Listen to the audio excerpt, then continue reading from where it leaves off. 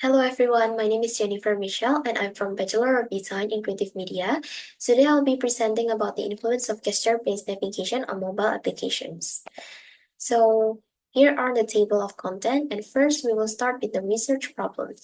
Gesture-based navigation has now used by people of all generations. However, it also leads to the occurrence of accidental triggers where users may unintentionally tap, swipe, or perform other commands due to unintended hand movements. As a consequence, it is crucial to study and evaluate methods to overcome accidental triggers in gesture-based navigation and the impact on usability. Here are the research questions and also research objectives. The first one is what causes accidental triggers in gesture-based navigation systems? Second, what methods can be implemented to reduce accidental triggers in gesture-based navigation systems? And third, how can gesture-based navigation improve user experience on mobile applications?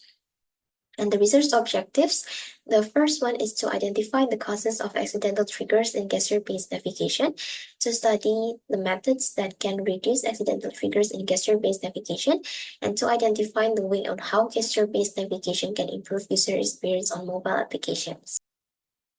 Next, I'll explain about the first critical review that discussed the human-computer interaction that can improve gesture-based navigation and also the causes of accidental triggers, such as there are no tutorials or guides when using gesture-based navigation. And also, the methods used are creating a framework and also creating a prototype and doing some evaluation in this research article. The strength of this article is that it is successfully explained the concept of human-computer interaction and also provides detailed explanation. However, there is no information provided about the participants' data, and the framework presented is still in its early and needs a lot of refinement in the future. Next is the second critical review that discuss about specific finger that can identify each finger specifically so that it can help to overcome accidental triggers based on gesture-based navigation.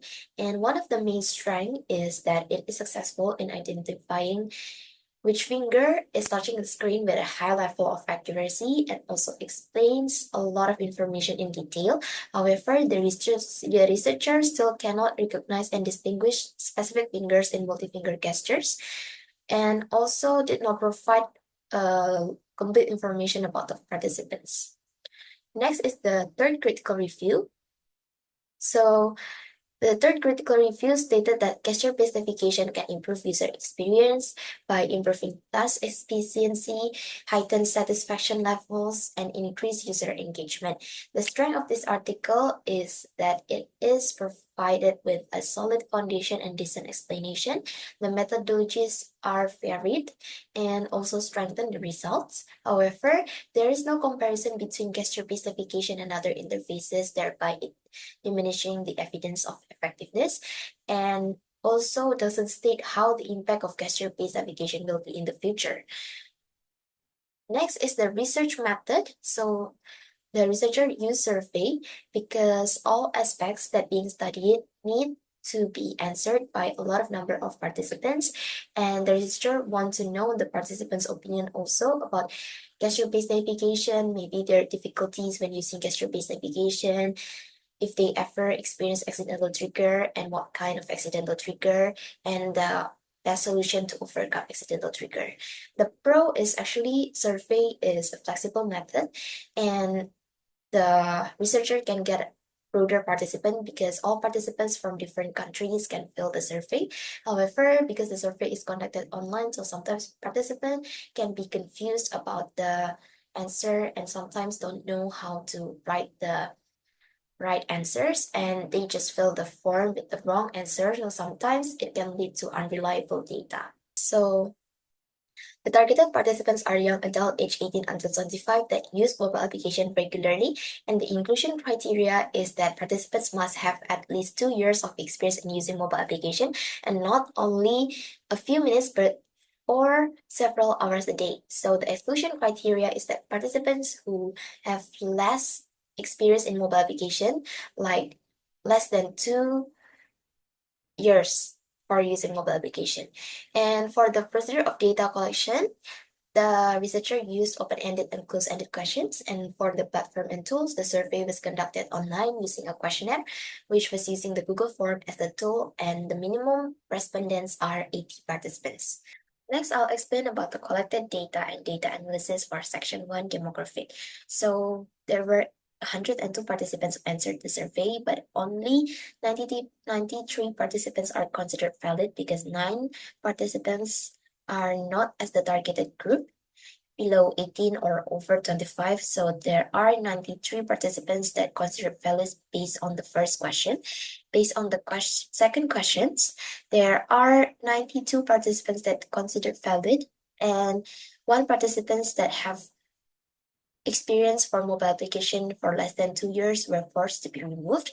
And based on the third questions, there were 92 participants that considered valid on the first and second questions, but on the third question, there were only 88 participants that considered valid because participants that use mobile application for less than 3 hours each day were forced to be removed also.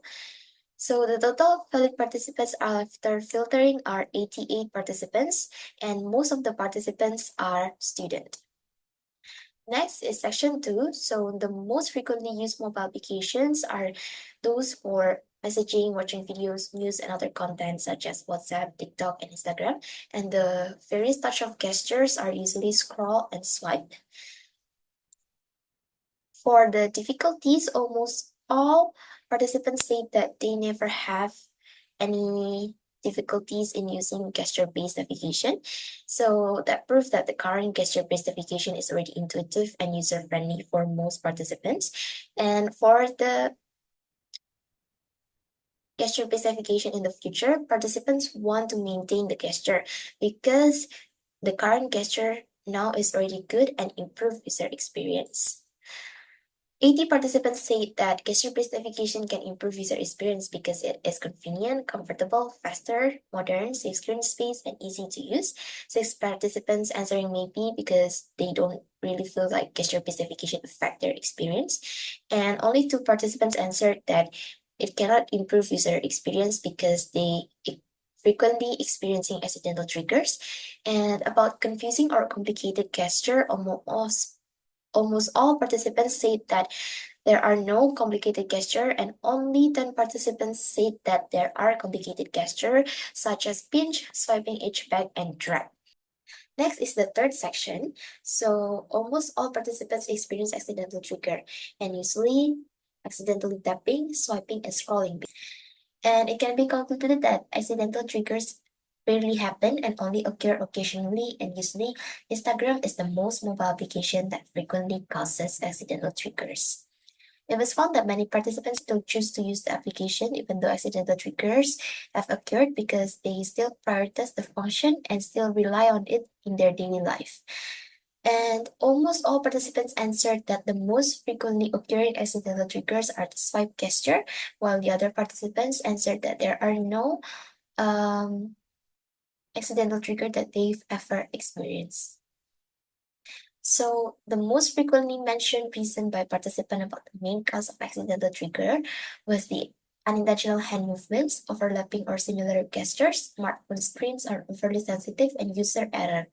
And about the fingerprint in preventing accidental triggers, surprisingly, only 39 participants agree and 49 participants came out with other solution because they said that it can slower the app usage because sometimes we need to use other finger when using mobile application. So they came out with other ideas such as undo features and then add confirmation prompts and adjust gesture sensitivity. For the analysis and discussion, based on the research question number 1, it is aligned with the critical review that accidental triggers occur because of the bad design, so it's not based on people's carelessness.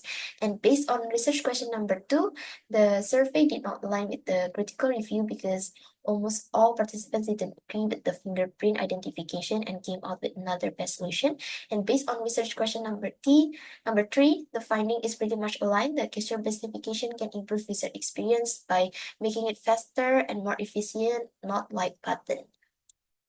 So the conclusion is gesture-based navigation can continue to improve by avoiding gesture overlap and ensuring that gestures are not too similar, which could confuse user. So hopefully designers and developer in the future can implement features like an undo option, good previews, or confirmation before a gesture takes effect, so that it will also overcome accidental trigger, and hopefully important or dangerous action will not happen in the future because of accidental trigger. And here are the reference link. And that's all for me. Thank you for your time and attention.